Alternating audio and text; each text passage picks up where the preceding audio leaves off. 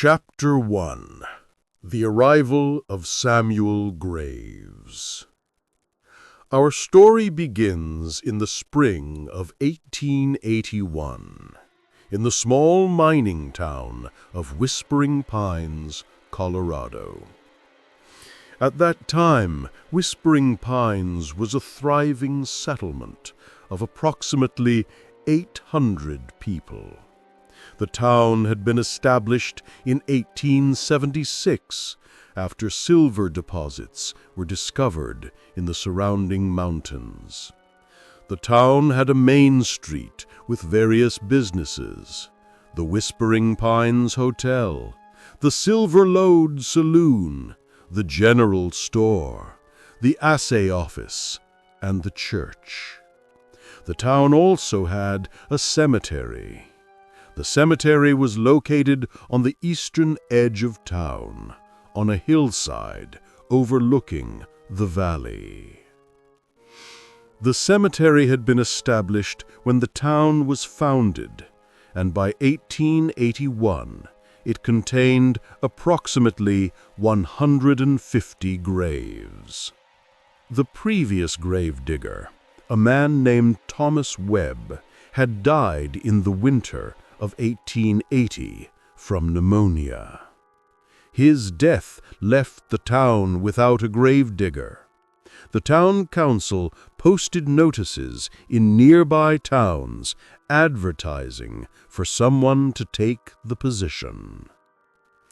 In April of 1881, a man named Samuel Graves arrived in Whispering Pines. According to the account recorded in the Whispering Pines Gazette on April 15, 1881, Graves was a tall, thin man with pale skin and dark eyes. Graves was approximately 50 years old, though he appeared older. Graves spoke very little and seemed to prefer solitude. According to the town records, Graves had previously worked as a grave digger in various towns throughout the West. Graves had references from several town councils. Graves seemed to be qualified for the position. The town council hired Graves immediately. Graves was given a small cottage near the cemetery to live in. Graves was given the tools of the trade: shovels, picks, and other equipment. Graves was given the responsibility of maintaining the cemetery and digging graves as needed. And Graves began his work. According to accounts from people who knew him, Graves was an excellent gravedigger. Graves dug graves with precision and care. Graves maintained the cemetery meticulously. Graves seemed to take great pride in his work. But there was something strange about Graves, something that made people uncomfortable. According to accounts from townspeople, Graves seemed to know things about the dead that he shouldn't have known. When someone died, Graves seemed to already know about it before being informed. When a grave needed to be dug, Graves seemed to already know where it should be located. According to accounts from the town doctor, a man named Charles Whitmore, Graves would sometimes appear at the homes of sick people, as if he knew they were dying. Graves would stand outside the house, watching and waiting. When the person died, Graves would nod, as if he had been expecting it. One account, recorded by a woman named Catherine Hayes in her personal diary in May of 1881, describes an encounter with Graves. I saw Mr. Graves standing outside the home of old Mrs. Patterson yesterday evening. Mrs. Patterson has been ill for several weeks, but the doctor said she was improving. Yet there stood Mr. Graves, watching the house with those dark, penetrating eyes. I asked him what he was doing. He said nothing. He simply looked at me with an expression that chilled my blood. That very night, Mrs. Patterson died. It was as if Mr. Graves had known it would happen. It was as if he had been waiting for it. By the summer of 1881, the townspeople had begun to notice something else. They noticed that Graves was not simply digging graves. Graves was doing something else in the cemetery. Graves was performing rituals of some kind. According to accounts from people who had observed Graves at night, Graves would go to the cemetery after dark and perform strange ceremonies. Graves would stand over graves and speak in languages that no one recognized. Graves would make strange gestures and movements. Graves would place objects on graves, stones, bones, herbs, and other items. One account, recorded by a man named James Coulter, a deputy marshal who was visiting Whispering Pines in August of 1881, describes an encounter with Graves. I was riding past the cemetery late one evening when I saw a light in the distance. I investigated and found Mr. Graves standing over a grave, holding a lantern. He was speaking words in a language I did not recognize. His voice was low and rhythmic, almost hypnotic. When he saw me, he stopped speaking and looked at me with those dark eyes. He said nothing. He simply watched me until I felt compelled to leave. I have never experienced anything so unsettling. By the end of 1881, the townspeople had begun to suspect that Samuel Graves was not simply a grave digger. The townspeople had begun to suspect that Graves was involved in something supernatural. The townspeople had begun to fear him. Chapter 2. The disappearances begin. In the winter of 1881, something terrible began to happen in Whispering Pines. People began to disappear. The first disappearance occurred in December of 1881. A man named Robert Hayes, a miner who worked in the silver mines outside of town, went missing. Hayes had been seen at the Silver Lode Saloon on the evening of December 15th, 1881. Hayes had been drinking and had gotten into an argument with another man. Hayes had left the saloon around midnight. Hayes was never seen again. According to the account recorded in the Whispering Pines Gazette on December 20th, 1881, a search was organized to find Hayes. The search lasted for several days, but Hayes was never found. The case was eventually closed, and Hayes was presumed dead, though his body was never recovered.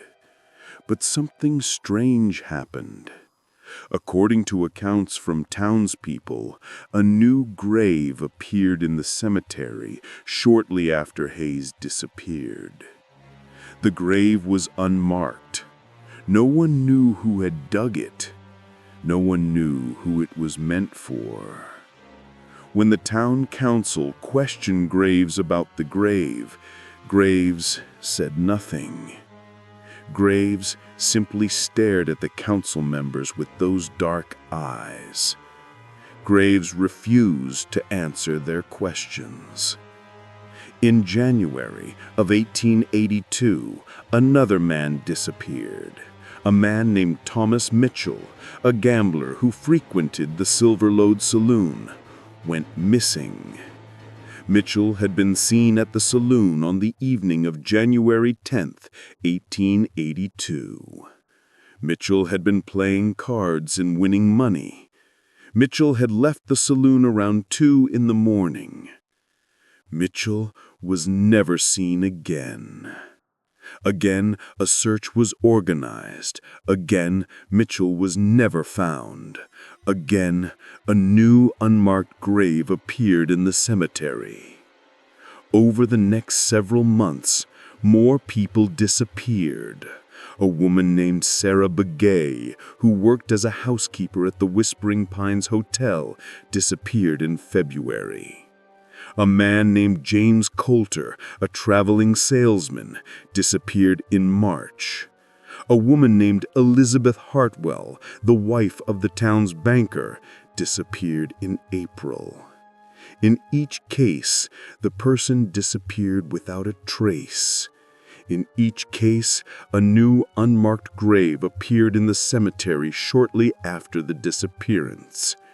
In each case, when the town council questioned Graves, he refused to answer. By the summer of 1882, the town of Whispering Pines was gripped by fear. People were afraid to go out at night.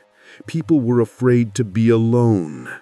People were afraid of Samuel Graves. The town council decided to take action.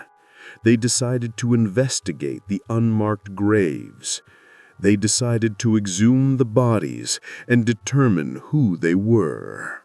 On a morning in July of 1882, the town council, accompanied by the town doctor and several armed men, went to the cemetery. They selected 3 of the unmarked graves and began to dig. What they found was shocking. According to the account recorded by the town doctor, Charles Whitmore, in his personal journal, the graves were empty. The graves contained no bodies. The graves contained nothing but earth.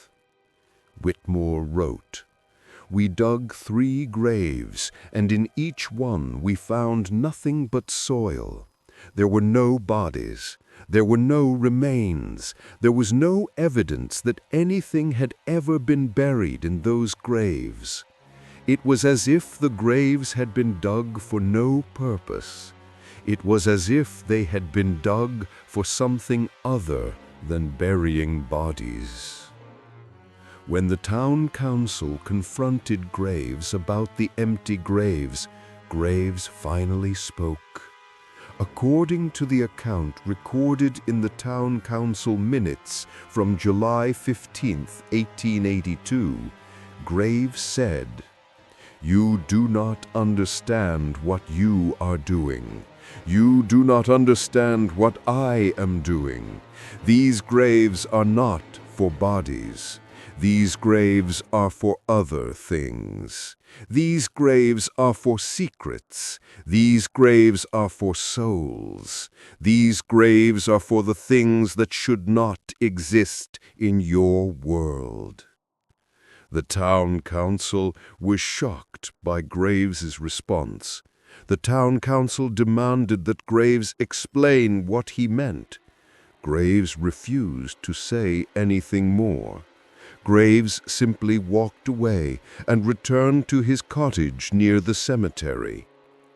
That night, another person disappeared. A man named William Hayes, the town's blacksmith, vanished without a trace, and another unmarked grave appeared in the cemetery. The townspeople realized that they were dealing with something far more sinister than they had imagined. The townspeople realized that Samuel Graves was not simply a gravedigger. The townspeople realized that Samuel Graves was involved in something supernatural and deeply evil. Chapter 3. The investigation deepens. In the autumn of 1882, the town council decided to investigate Samuel Graves more thoroughly. They decided to look into his past. They decided to try to understand who he really was and where he had come from. The town council sent letters to various towns where Graves had previously worked as a gravedigger. What they discovered was extraordinary. According to the responses received by the town council, Samuel Graves had worked in at least a dozen different towns throughout the West. In each town, Graves had worked as a gravedigger for approximately 7 years. In each town, after Graves had been there for 7 years, he had disappeared. In each town, before Graves disappeared, there had been a series of disappearances and strange occurrences. One response from the town council of a town called Silver Creek, Montana, described the situation. Samuel Graves worked in our town from 1868 to 1775. During his time here, at least 20 people disappeared without a trace. We investigated Graves, but we found no evidence of wrongdoing.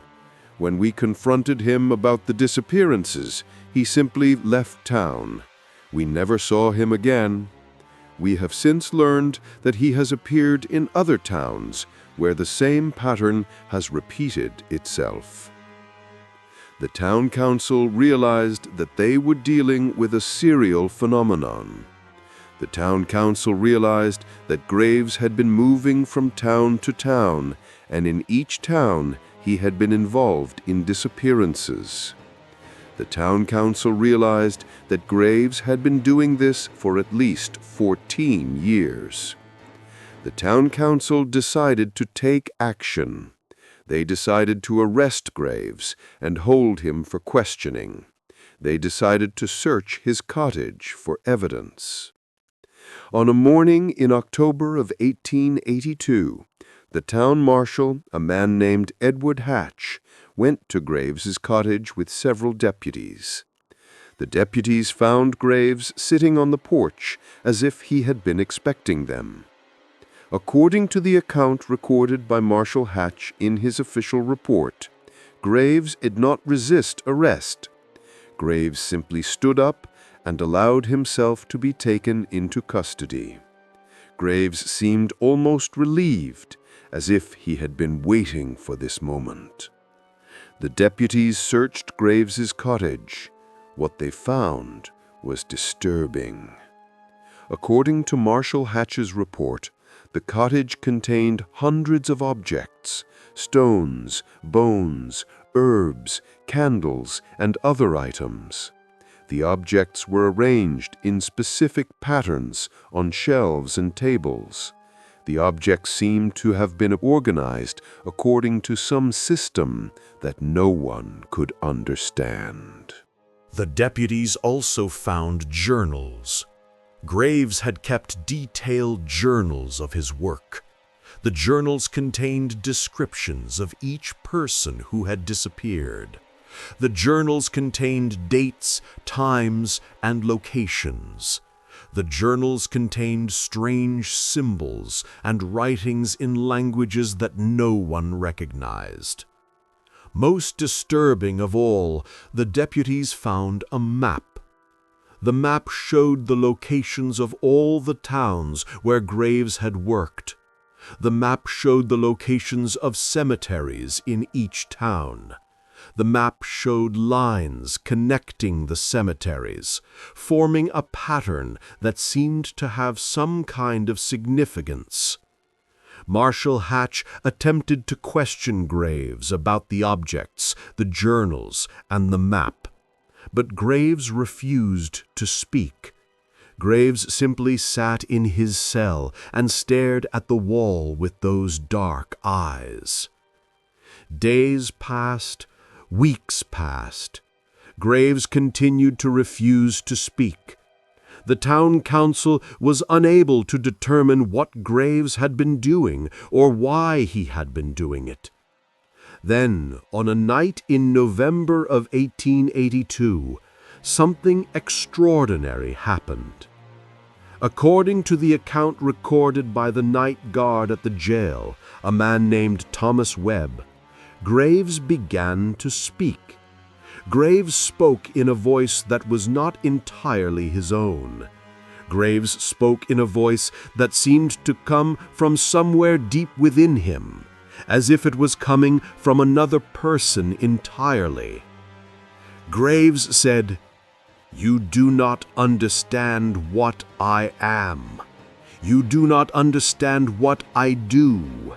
I am not a man. I am a vessel. I am a conduit. I am a tool of forces that you cannot comprehend. I dig graves not for bodies, but for souls. I bury not the dead, but the living. I take those who should not exist in your world, and I send them to another place. I do this work because I must. I do this work because I am compelled. I do this work because it is my purpose." The night guard was terrified. The night guard ran to get Marshal Hatch. But by the time Hatch arrived, Graves had stopped speaking. Graves had returned to his normal state. Graves refused to say anything more. The next morning, the town council decided to release Graves. The council realized that they had no evidence of any crime. The council realized that they could not prove that Graves had done anything wrong. The council realized that they were dealing with something beyond their understanding. But before Graves was released, something happened that changed everything. A woman named Margaret Chen, who worked as a nurse at the town's medical clinic, came forward with information. According to Chen's account, she had been treating one of the missing people.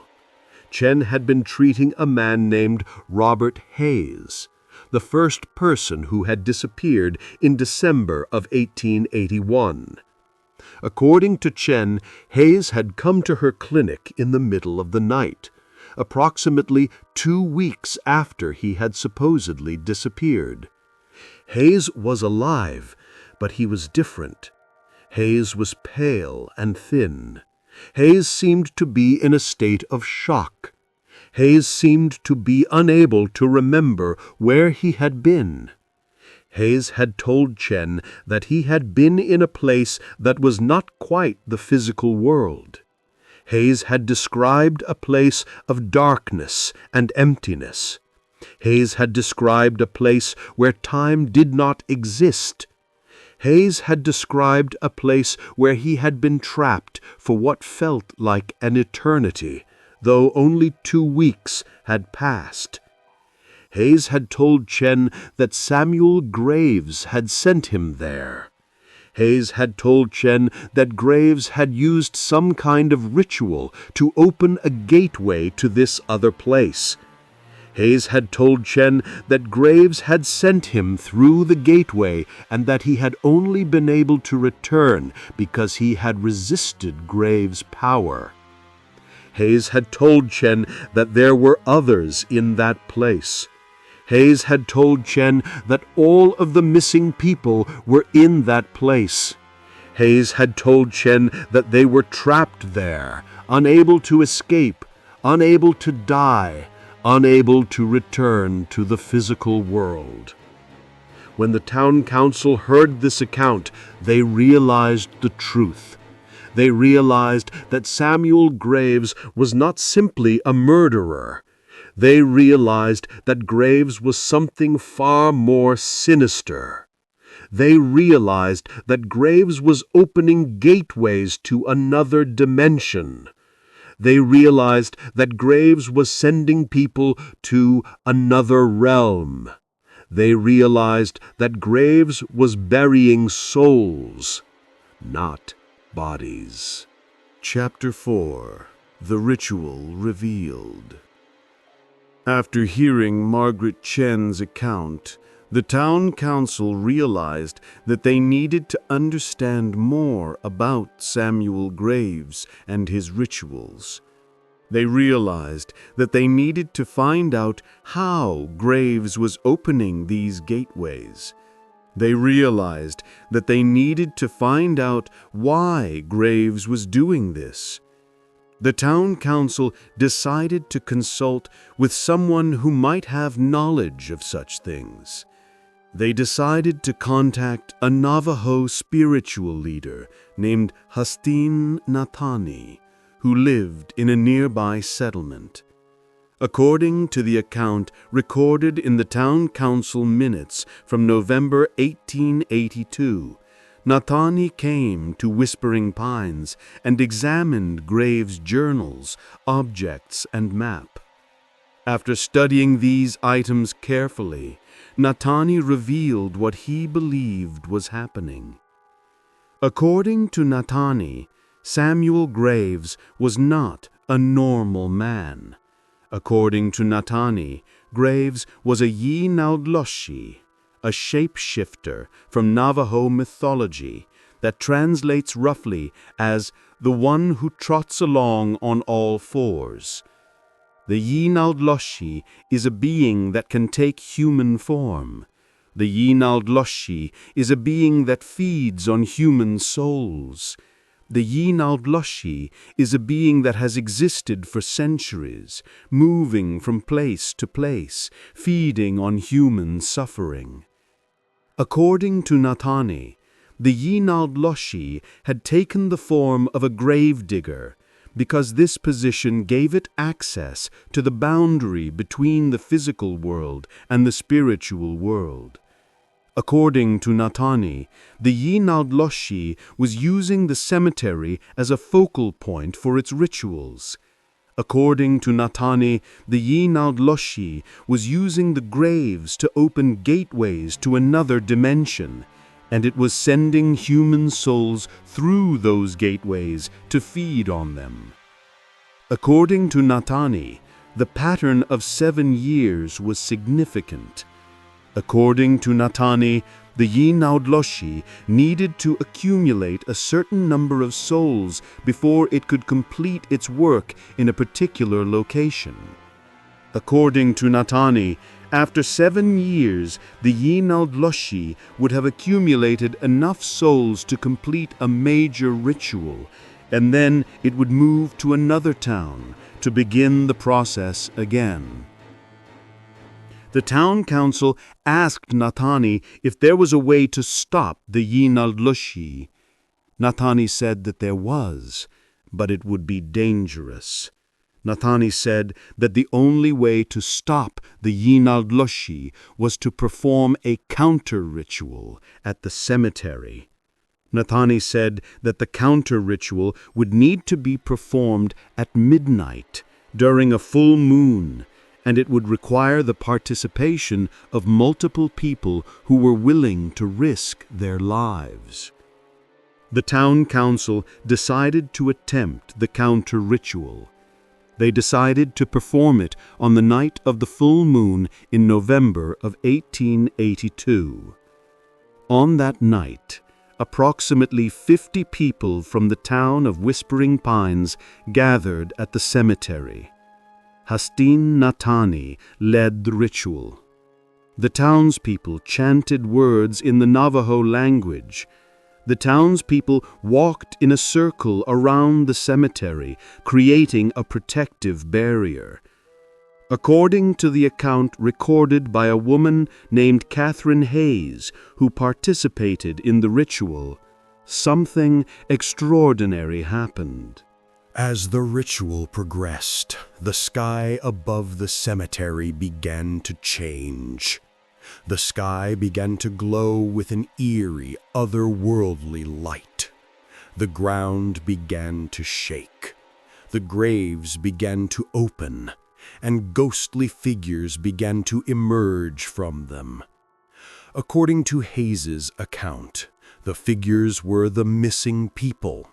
The figures were the souls that had been trapped in the other dimension. The figures were being drawn back to the physical world by the power of the counter-ritual. But the Yinadloshi was also present.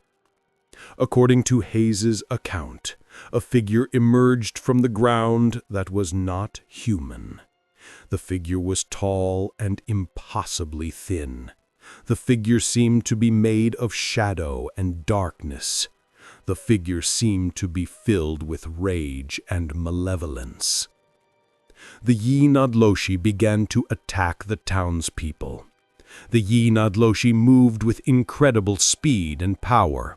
The Yinadloshi seemed to be trying to disrupt the ritual. But the townspeople did not stop. The townspeople continued to chant. The townspeople continued to walk in their circle. The townspeople continued to perform the ritual. And then, according to Hayes's account, something extraordinary happened. The ghostly figures of the missing people began to fight back. The ghostly figures began to attack the Yinadloshi. The ghostly figures began to use their combined spiritual power to overpower the creature. The Yinadloshi began to weaken. The Yinadloshi began to fade. The Yinadloshi began to disappear back into the ground. As the Yinadloshi disappeared, the ghostly figures of the missing people began to fade as well. But before they disappeared completely, they seemed to acknowledge the townspeople. They seemed to express gratitude. They seemed to find peace. When the ritual was complete, the cemetery was silent. The graves had closed. The ghostly figures were gone.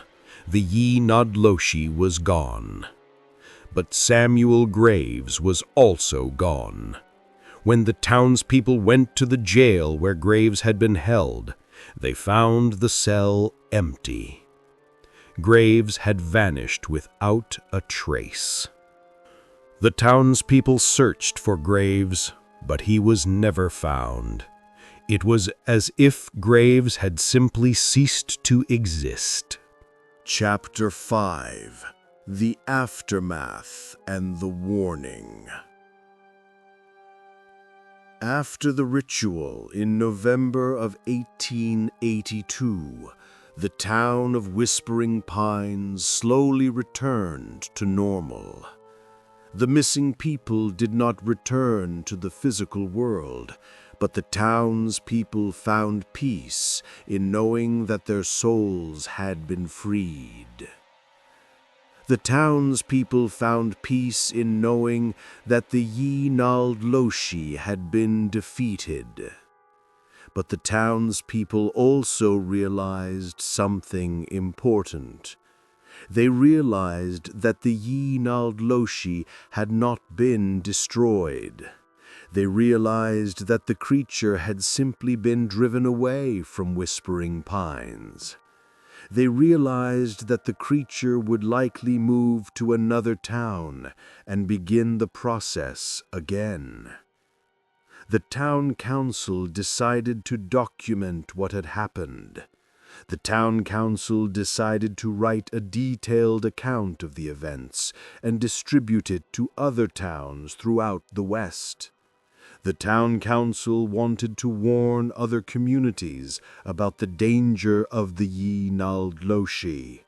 The town council wanted to help other towns recognize the signs of the creature's presence. The account, which became known as the Warning of Whispering Pines, was published in newspapers throughout the West. The account described Samuel Graves and his methods. The account described the pattern of disappearances. The account described the ritual that had been used to defeat the creature. Over the next several decades, the account was used by other towns to identify and stop the Yi-Nald-Loshi. Several towns reported that they had recognized the pattern described in the Warning of Whispering Pines and had taken action to prevent the creature from establishing itself in their communities. But the Yi-Nald-Loshi continued to move from place to place. The creature continued to take the form of a grave digger. The creature continued to open gateways to another dimension. The creature continued to feed on human souls.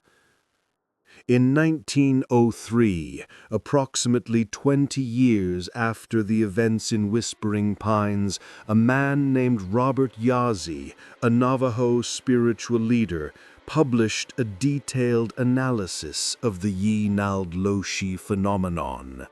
According to Yazzie's analysis, the creature had appeared in at least 30 different towns throughout the West over a period of approximately 50 years. According to Yazzie's analysis, the creature had claimed the souls of hundreds of people. But Yazzie also revealed something important. According to Yazzie's research, the Yi-Nald-Loshi was not invincible. According to Yazzie's research, the creature could be defeated through a combination of spiritual power and human determination.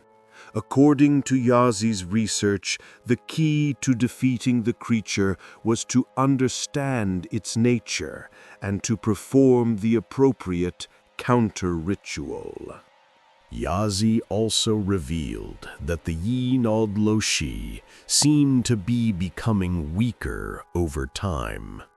According to Yazzie's analysis, each time the creature was defeated, it seemed to lose some of its power. According to Yazzie's analysis, if the creature continued to be defeated, it would eventually be destroyed completely. In 1978, approximately 100 years after the events in Whispering Pines, a paranormal investigator named Dr. Sarah Chen traveled to Whispering Pines to conduct research into the phenomenon. According to Chen's account, she interviewed descendants of the original townspeople. According to Chen's account, she examined the cemetery and the records that had been preserved. Chen discovered that the cemetery in Whispering Pines still contained the unmarked graves that had been dug by Samuel Graves. Chen discovered that these graves had never been filled in. Chen discovered that these graves seemed to emit a faint electromagnetic signature. According to Chen's analysis, the graves appeared to be connected to the other dimension that the Yi-Nald-Loshi had been using. According to Chen's analysis, the graves might still be serving as gateways to that other dimension. According to Chen's analysis, the souls of the missing people might still be trapped in that other dimension, waiting for someone to free them. In 1915, a paranormal research team led by Dr. James Mitchell conducted a comprehensive investigation of the cemetery in Whispering Pines. According to Mitchell's report, The team detected multiple anomalies in the cemetery: electromagnetic disturbances, temperature fluctuations, and what appeared to be spectral presences. According to Mitchell's analysis, the cemetery in Whispering Pines was still active. According to Mitchell's analysis, the gateways that Samuel Graves had opened were still functioning. According to Mitchell's analysis, the souls of the missing people were still trapped in that other dimension. But Mitchell also discovered something else. Mitchell discovered that the souls seemed to be trying to communicate. Mitchell discovered that the souls seemed to be trying to send messages back to the physical world. Mitchell discovered that the souls seemed to be asking for help. Epilogue. The mystery endures. The story of the gravedigger of Whispering Pines raises questions that we may never be able to answer. Is the Yi Naldloshi truly a supernatural entity? Is the creature truly feeding on human souls? Is the creature truly moving from town to town, century after century? Or is the creature something that defies our conventional understanding of reality itself? What we do know is that the phenomenon is real. The phenomenon has been documented for over 150 years. The phenomenon continues to this day. The cemetery in Whispering Pines still stands. The unmarked graves are still there. The gateways to the other dimension are still open. And the souls of the missing people are still trapped in that other dimension, waiting for someone to free them. If you ever find yourself in the town of Whispering Pines, Colorado, and you visit the cemetery on the eastern edge of town, I would urge you to be careful. Be careful where you walk. Be careful what you touch. Be careful what you say. Because the gravedigger is still there. The gravedigger is still digging. The gravedigger is still burying more than bodies. And somewhere in the Colorado mountains, a grave is being dug for someone who is still alive. This has been Mysteries of the Old West. Thank you for joining us as we explored the darkness of America's frontier. If you enjoyed this investigation, please like, subscribe, and hit the notification bell so you don't miss our next exploration into the paranormal mysteries of the Old West. Until next time, stay safe, stay respectful, and remember, some graves are better left undug. Some mysteries are better left unsolved. Some souls are better left at rest. The gravedigger is still waiting, and the graves are still being dug.